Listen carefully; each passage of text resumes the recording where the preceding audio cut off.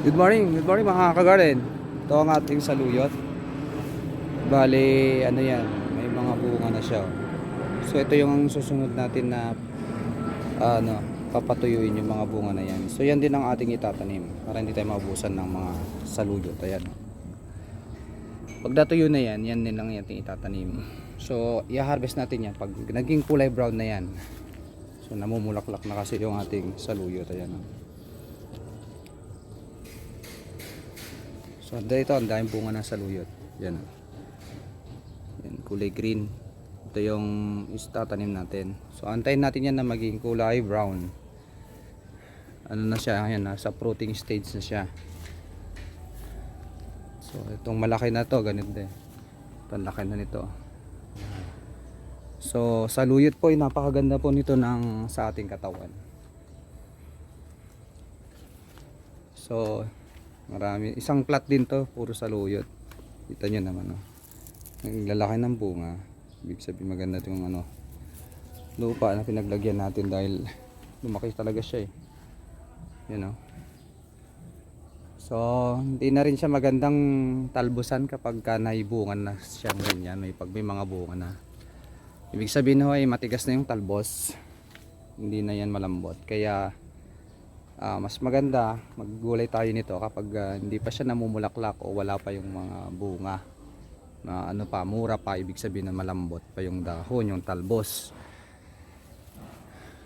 So napakadaming benepisyo sa ating katawan ng saluyot na ito. Kasama po ito sa katutubong gulay. Hindi na to kailangang bilhin yung buto nito sa palengke, kasi yung buto na nito mismo, yun na rin yung ating itatanim. Yan, yung mga buto na yan. So hinahayaan na natin siya na mamunga hanggang sa matuyo na yan.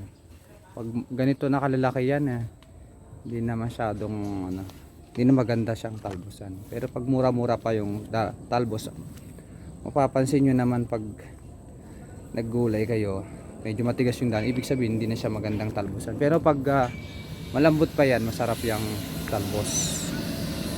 Yan. So isang plat to, mahaba rin. Isang plat lang.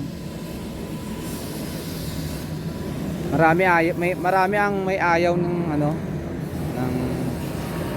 saluyot dahil madulas daw. Pero alam nyo ba na napakaraming benepisyo makukuha natin sa pagkain ng saluyot. Ayan na lang maganda niya. Tingin. Basta maraming benefits sa pagkain ng saluyot.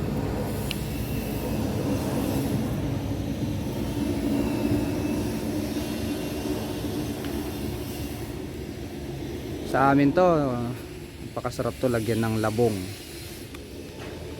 Labong sa Tagalog, sa Ilocano yun, rabong, yung shoots ng yan, kawayan. Yung binebenta. Tapos lagyan mo ng inihaw na isda,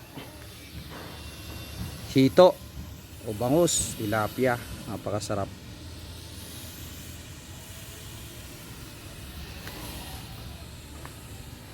So ito po ang ating malagong saluyot.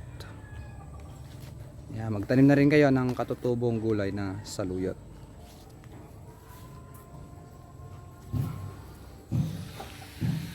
Yan. Isang plat lang po ito.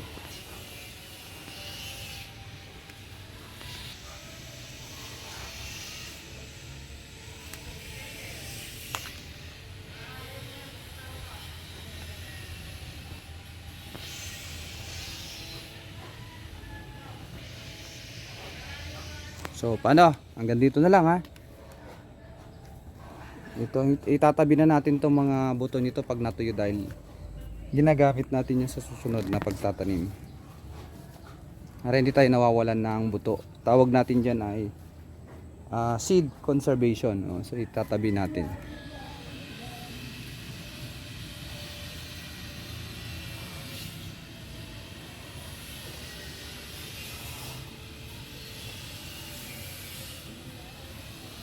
Hanggang dito na lang mga ka-reels, ka-garden, ka-gala.